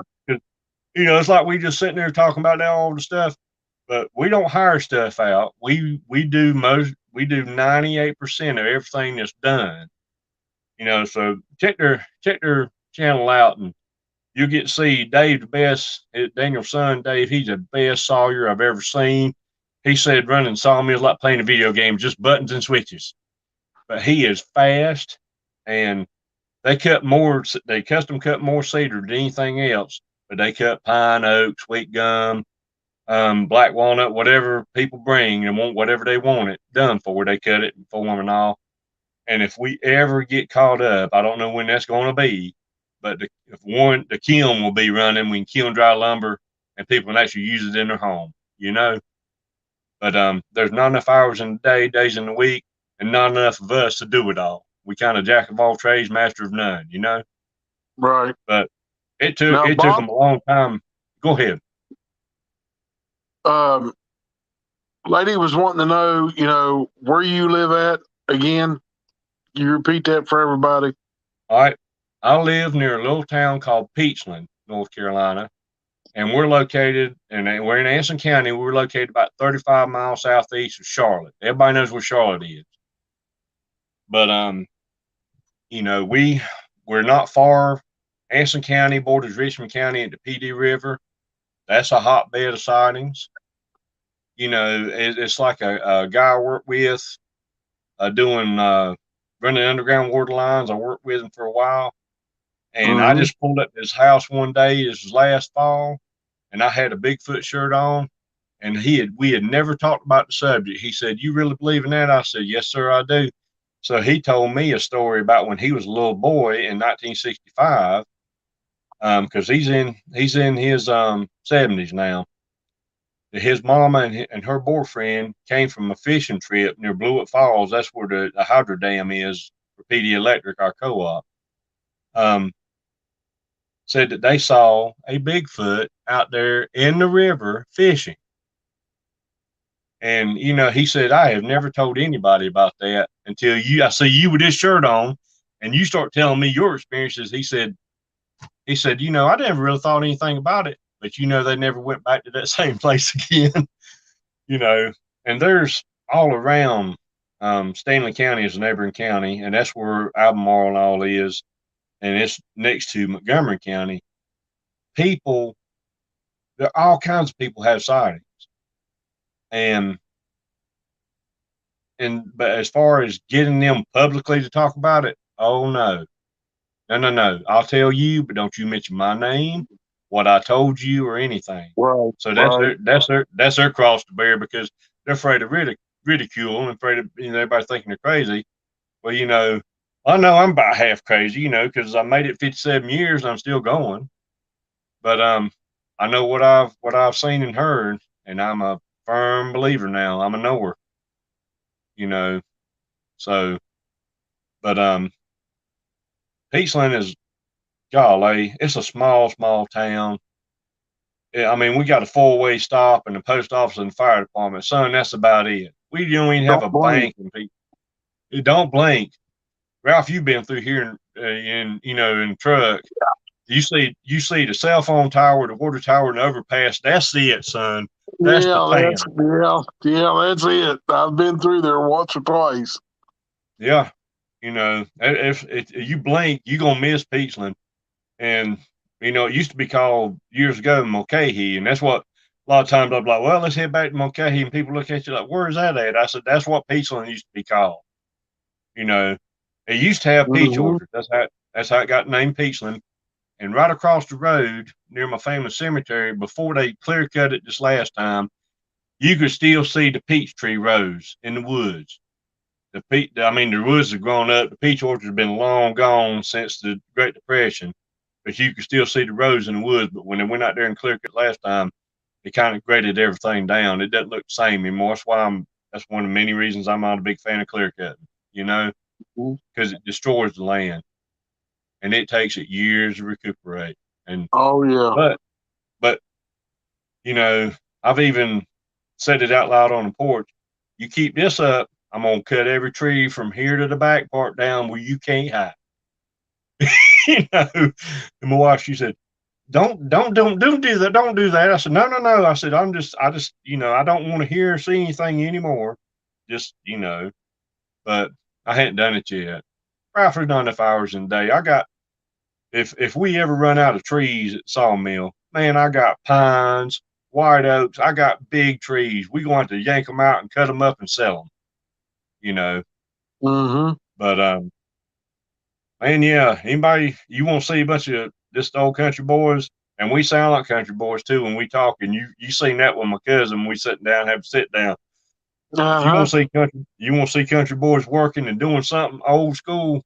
Now it's a nice Cook's AC-36 full hydraulic mill. Everything everything's hydraulic on it. You don't do much by hand because, and in the video you watched, like I said, you don't. The meal doesn't have a shoulder and a knee. It's going to hurt at 8 o'clock that night when you're trying to relax. You try to work harder instead of harder as you get older. But people check that out. We just Dave plays some killer music in the background, and you like my cousin said, you see a wild man on a big yellow forklift. That's me, because I'm riding around, behind the scenes, unloading the log trailers and the pole trailers. But looking to invest in some newer equipment because, yourself, you get tired of working on stuff after a while. Oh, yeah. And we're not those people that take stuff for oil changes. We change oil in our personal vehicles, everything. If somebody, and the only time I take anything to a mechanic, if he can fix it cheaper than I can, son, and that's about the truth. Well, it's kind of funny, you talk about, we do our own oil changes. I did an oil change on my Dodge pickup on that 3/4 ton I bought. And in order for me to take it down to the place to have an oil change done on it, it'd have been $150. They're out of sight now. It doesn't matter which brand of oil change center you're going to. They're out of sight, Ralph. Yeah. Well, I went out here and bought the oil for it. It takes 7 quarts to go in my truck. 7 quarts. I bought 7 quarts of oil, the oil filter, and an air filter, and I spent $50. And they want $150. I'll do my 3 oil changes and spend that $50 for 3 oil changes compared to 1. No. Oh yeah.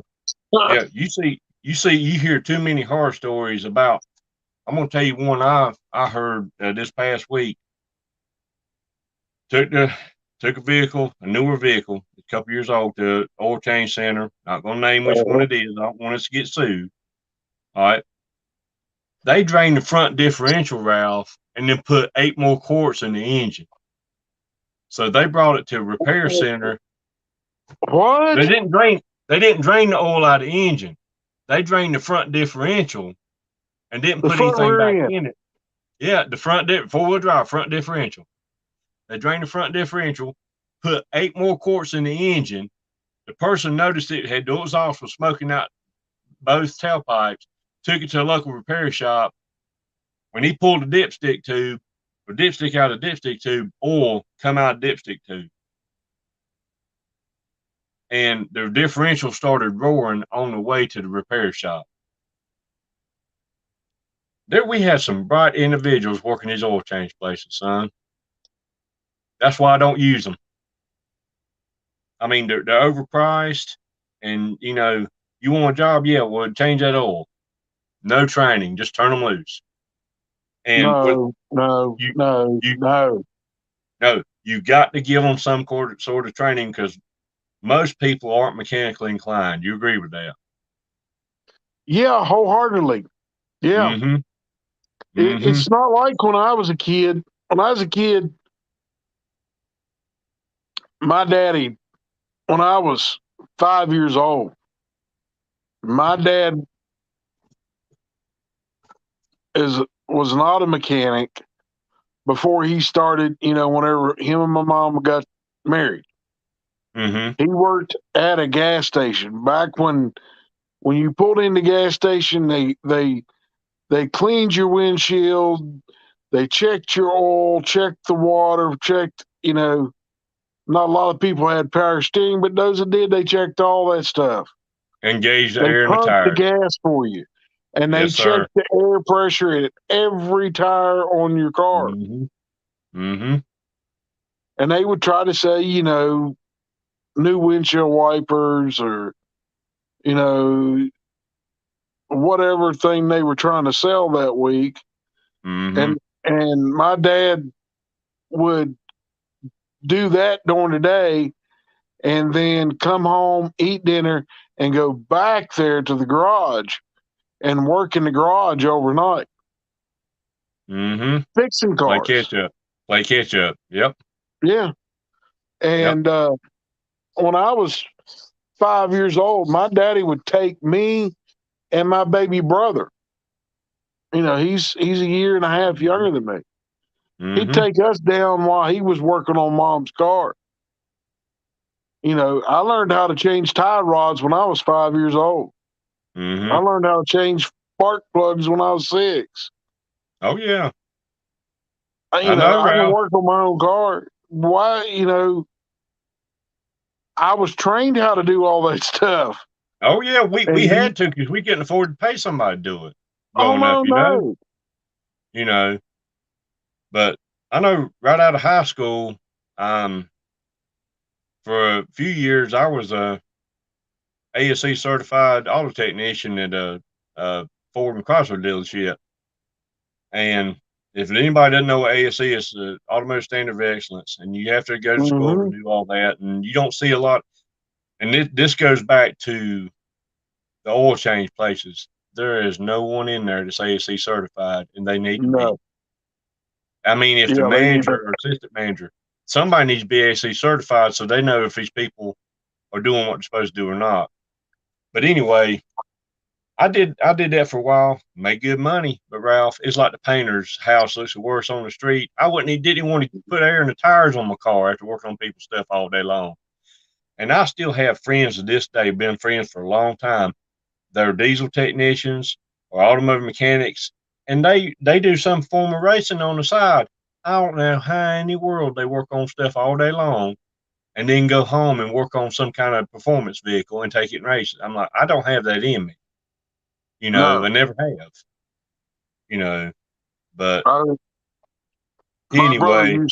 used to do race cars, and every night of the week we was always working on his car and doing things like that. But nowadays it's like I don't have a degree from MIT to work on cars. Oh yeah.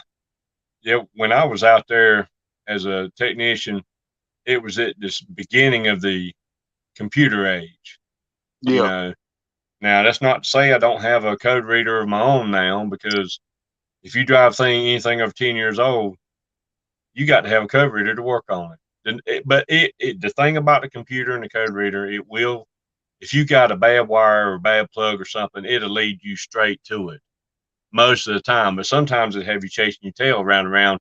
And you have to go old school with a pair of channel locks, Yeah. But Ralph, man, I didn't make it 3 hours, but I almost made it 2. Well, we're doing good, man. I was I got a grandson that wants grandpa to take him hunting tomorrow. He's 7 years old and he wants to go squirrel hunting. And you know how it is. When it comes to them grandbabies and grandsons, you got to be out there. Yes, sir. Buddy, I'll tell you this. You have definitely kept everyone entertained and informed tonight, and I appreciate that. Thank you so much. Oh, you Thank welcome. you You're the very much. only one.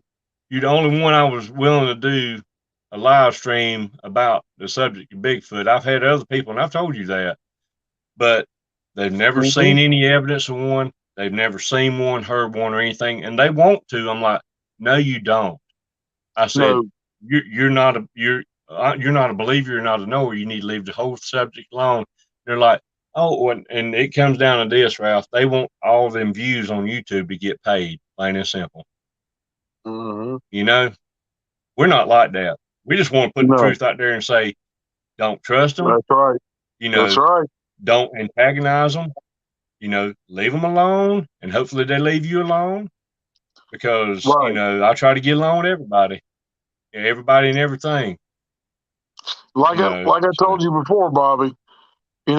Leave the antagonizing part to me. Somebody that's dealt with him for 30 years, and most of the time I can anticipate how they're going to react to this or how they're going to react to that, because I've seen it already, and I've mm-hmm, dealt with it time and time again. mm-hmm, But like you said, don't antagonize them. mm-mm. Antagonize them. you know I'll put it to everybody this way: if Bobby was out there and giving them all kinds of grief, they would be at his back door, beating on his back door, Or coming in the and house. or coming into your house, Mm-hmm. and they respect you because you do things old school, like I try to do, Mm-hmm. and they You know. see you working, and it's a mutual respect thing. Or else they I would hope be up so. there whistling at your daughter every time she walked out the door. They would Mm-hmm. be up there, trying to get to your daughter and to your Mm-hmm. wife, and Mm-hmm. they know not to do that because of who Yep. you are, and the way you walk, and the way Oh you yeah. the way you do things. Oh yeah. And it's a respect. I try to leave them alone. I just want them to leave me alone, plain and simple. Yeah, Kind of like the old saying, "Don't start nothing, won't be nothing." that's the way to look at it. But Ralph, I have thoroughly enjoyed this, but I think we just kind of you had saw me and my cousin on the Firewater Farm Hmm. Sawmill channel. Just sit down, have a good old boy chat. I think we just did the same thing, didn't we? Right. That's the way you want to do it. And you know what? Maybe if I can get down there to your neck of the woods, maybe I can park the truck somewhere. You come over and pick me up, and we'll go sit at the sawmill and sit around and talk. Sounds good. Sounds good. I think you and I'd have a good time, and I think my cousin and his son get a kick out of it also. Well, if it didn't, we'd sit there and do a couple of what my wife and my friend call a couple of the constipated hillbilly screams, and we would bring the Bigfoot in, and then they would have to have some fun. Oh boy. Don't, Ralph. I'm just gonna ask you right now. Don't come down here and start calling and stuff, man. Don't do that. I don't need anything else riled up any more than what it I is. understand, buddy. I wouldn't do that to you. I'd appreciate it if you did. Well, let me tell you this. This is one little thing. I've got another first cousin. He and I take turns cutting the family cemetery Hmm. on the inside of the fence, and I've told you about this. My wife and daughter got to see this because I don't like to go out there by myself, even if I'm on the ride more or tractor or whatever. Hmm. There was a path that paralleled the old logging road, and Ralph, it was a good 6 foot wide. Every limb was broke, everything was smashed down. Perfect. They're not using that path anymore. But I told my wife, I said, standing from inside the fence, I said, y'all see that? They said, yeah. I'm like, that's a path. I said, instead of walking in the road where they can be seen, they walk in the woods under cover. I said, that's why you never see one because they're too smart. They've been doing it a They long are time. smart. Ultimate survivor, you know. But Ralph, before you and I both fall asleep, because it's been a long, long day, and you've been driving your life away. Yeah. But 3:00 I this thoroughly morning. enjoyed it, brother. Well, I'm glad you did, and I've had lots of fun. I have Thank you, to. buddy. Yeah, you have a good evening. All right, we'll see you later, Bobby. All right, bye-bye. Bye, buddy. Well, ladies and gentlemen, as you can tell, we're both worn out, but we've had a good show tonight, and I thank you all for coming. And I hope you enjoyed it. And maybe we can get him back on sometime soon, and we'll have a little more to talk about then. And we'll get some questions going and everything on the next show. I hope you all have a blessed night, and I pray the Lord watches over each and every one of you each and every day of your lives. Thank you all, and may you be blessed. Bye now.